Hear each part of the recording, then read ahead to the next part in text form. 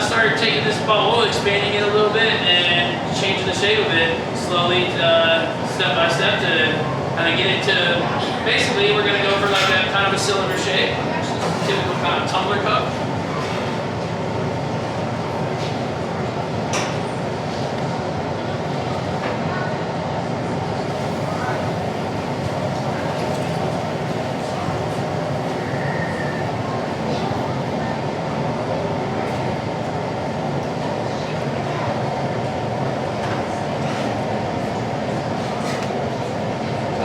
Evening out my bubble there. Now we're going to inflate it a little more. I'm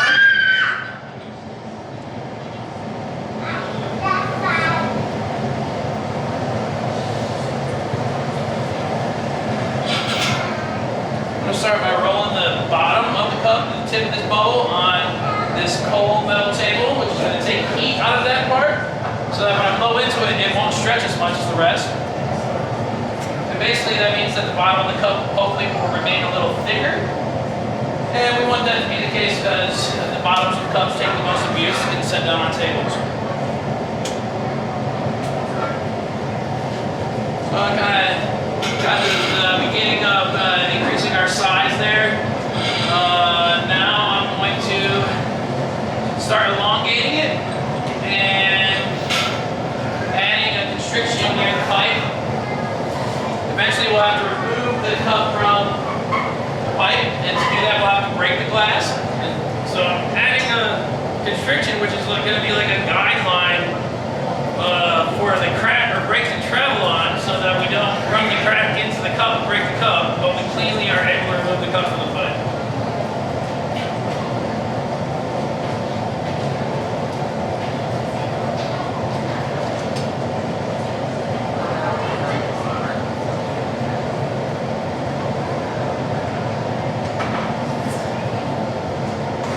Now that I got that, these are called jacks, so we might mention this as a jack line or a neckline.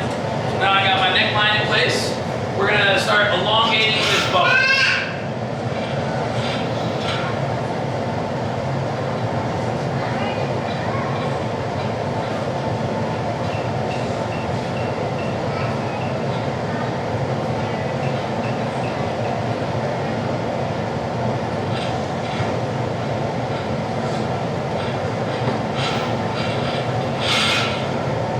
First I'm going to start by swinging, letting gravity and the centrifugal force kind of pull the bubble longer.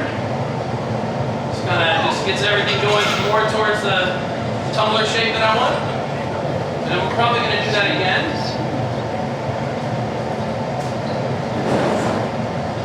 After I kind of round it out a bit here.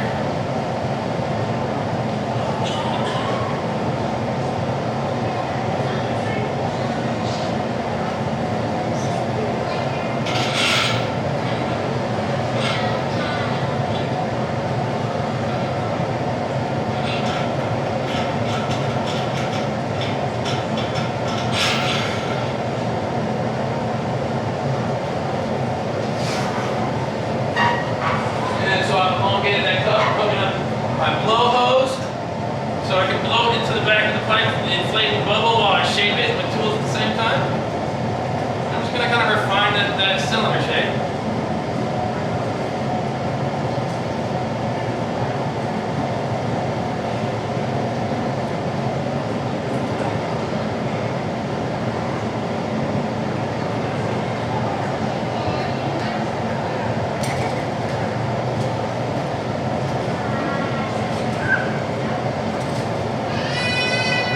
Got the cup mostly where I want it to be. I just need to go heat up the bottom and flatten the bottom really nicely so that it doesn't want to tip over when it's finished. Or wobble, we don't like wobbly cups. So now that I got most of the cup kind of set the way I want, I'm going to keep, for the most part, keep that out of that heat. I'm really just focusing heat right now on the bottom of the cup so I can flatten it. Every once in a while though, I'll have to, what we call flash the piece, just put the whole piece in the heat just to kind of keep the overall temperature happy enough that the cup doesn't want to crack.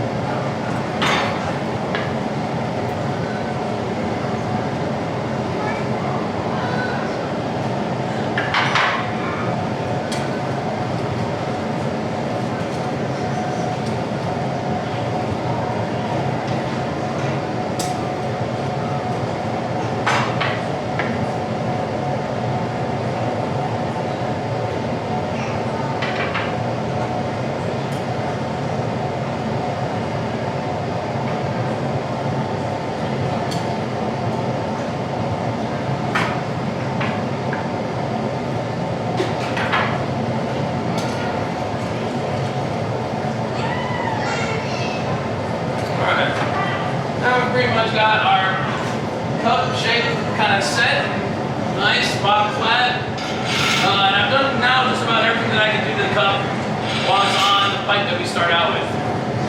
So next I need to work on the part of the cup that's kind of attached to the pipe. So I need to transfer this cup to another rod. So I'll make what we call a punny. I'll take one of those rods over here, gather a small amount of glass on the tip of the rod. I'll use that fresh hot glass to be able to stick or attach the rod to the very bottom of the cup. And I'll use that neckline to be able to break the cup away from the pipe so that I kind of have access to the top of the cup to start shaking that.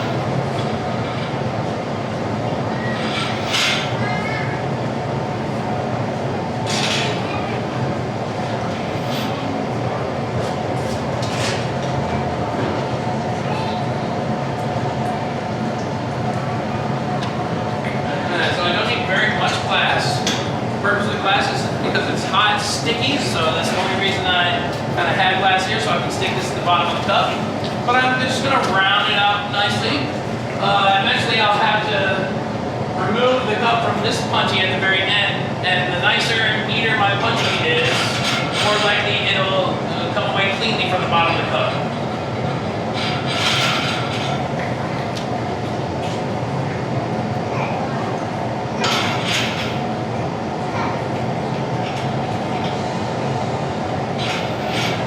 Now I'm going to try to stick this on there.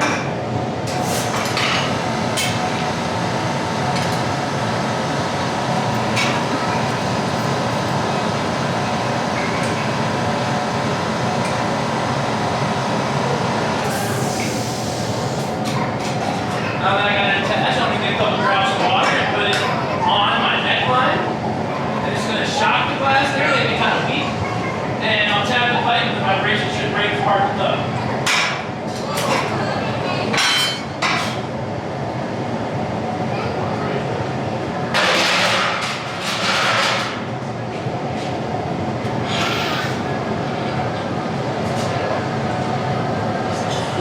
So now that I got the cup transferred over, the first thing I'm going to do is make any adjustments I can make to make sure the cup is centered and balanced as much as possible on the punchy. This is going to help you make a nice, even and symmetrically shaped cup.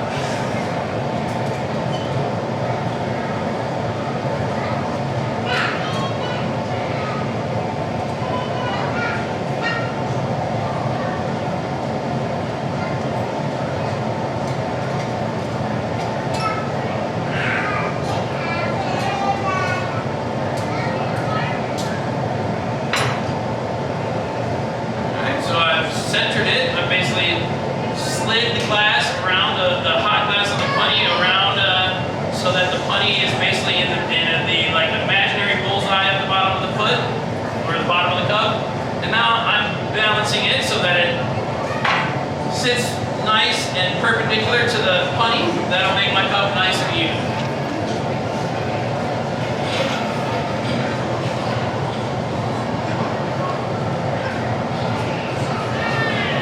Starting to heat the top of the cup, and we're going to start to stretch it out, begin the process of opening up the cup.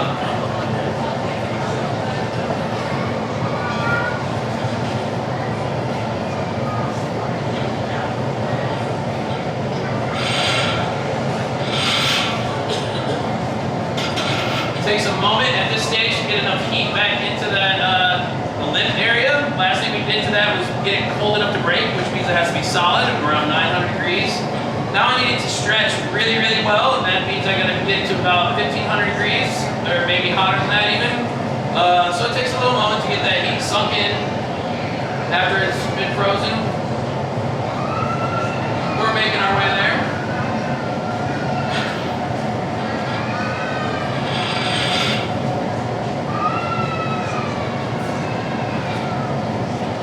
I'm looking for cues to tell me how hot the glass is, which basically means tells me what I can do with it, how much I can shape it in between heating it again.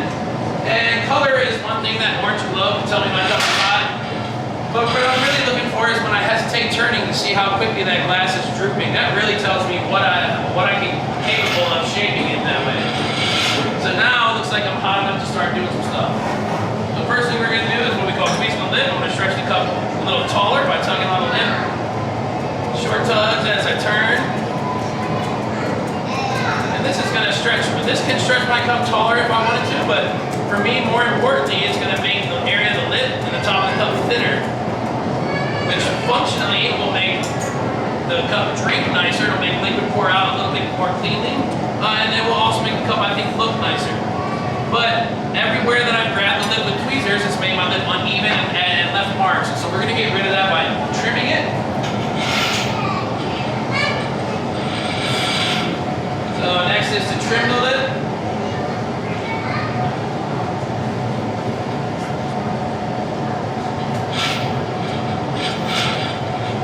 And after I trim the lip, I'll check the thickness there and see if I'm satisfied with that. If it's still too thick, I'll trim it again, or pull it out and trim it again.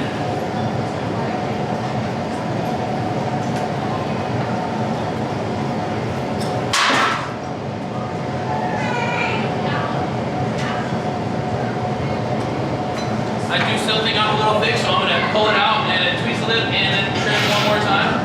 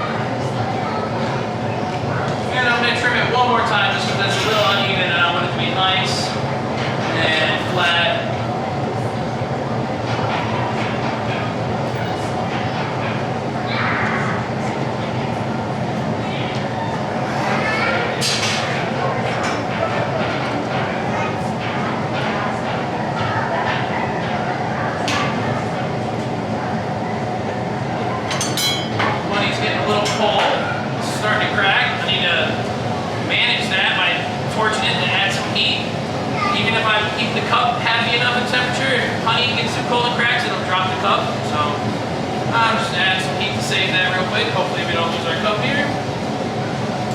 Alright, so now I'm going to heat that lip up a little bit more, trim it once more so it's nice and straight.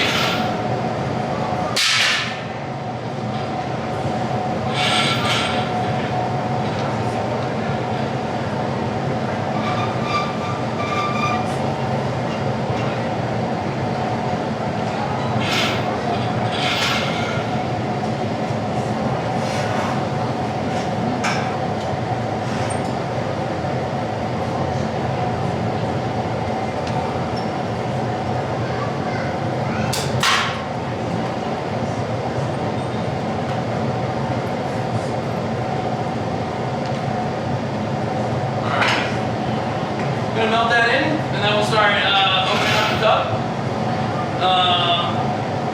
First thing I'm going to do to start that process is the last bit of inflating that I can do. I can't blow through the rod here, so I have a tool called a Sofietta, or something we call it a puffer, and I'm going to use that to blow air in through the opening of the cup. That'll help me kind of puff out what we might call the neck or the shoulder area.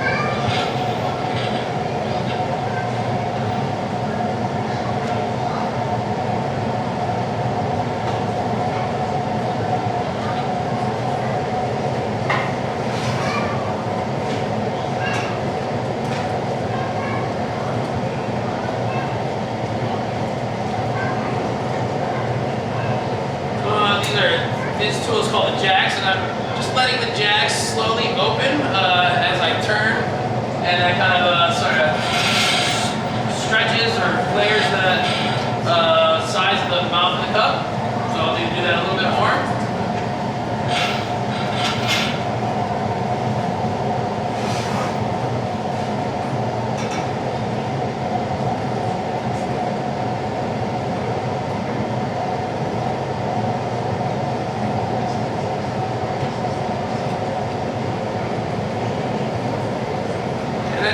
One more time just to kind of open it up just a little bit more. It's not quite exactly where I want to get it. Well, that's actually the last thing I need to do is shape the cup next.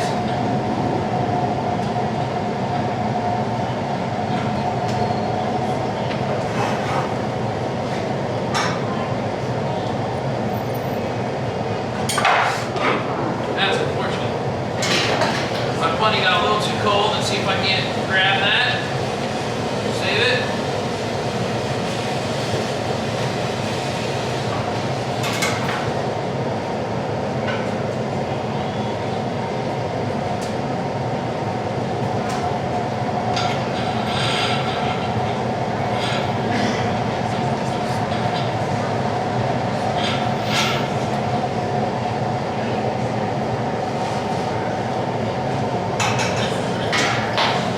Drop a lot of things in glass. I would say most glass blowers probably, as far as things that we try to attempt to make, are only probably successful in about 70% of things. We're always dropping stuff, so it seems lucky that I probably can save this one.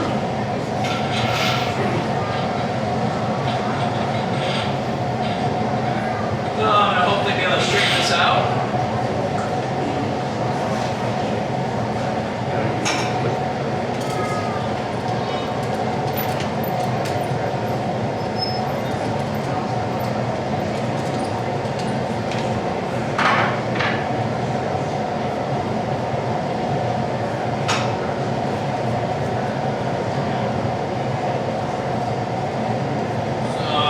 Now that stuff stuck from on the floor when it fell, I'll have to clean that up after the cup is finished, so I'll have to do some grinding.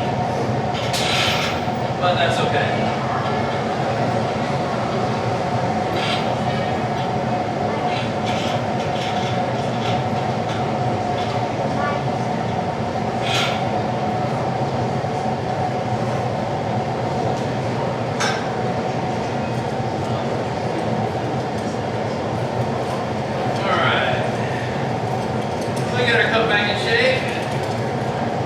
And now we have to do our reduction. So I'm going to turn up the gas. Actually, I'll walk it around first so you guys can see what it looks like before.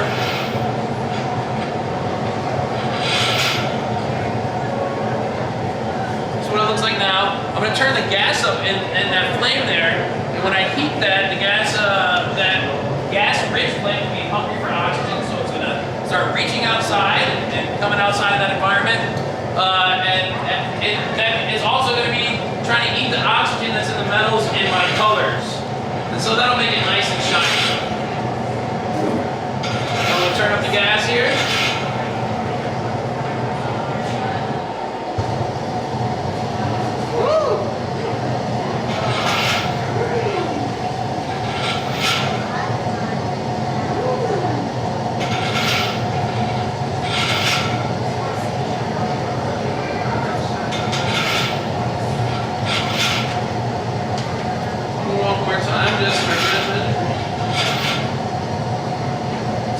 See how almost mirror shiny that is.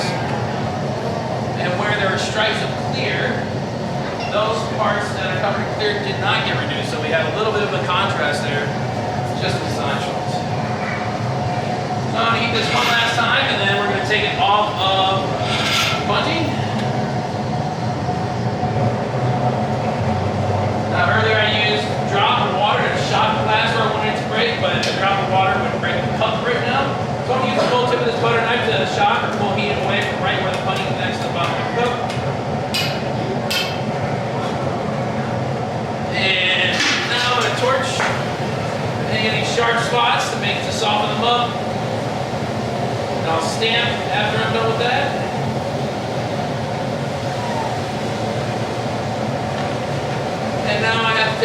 put it into the kiln. We can't let it cool out here because it'll cool too quickly and develop stress and break. So I gotta take it to the kiln. I'm just putting a little bit of heat on my glove before I touch the glass. I don't want to touch it with anything too cold that'll shock it. So warm the gloves up and I can take it to the annealer.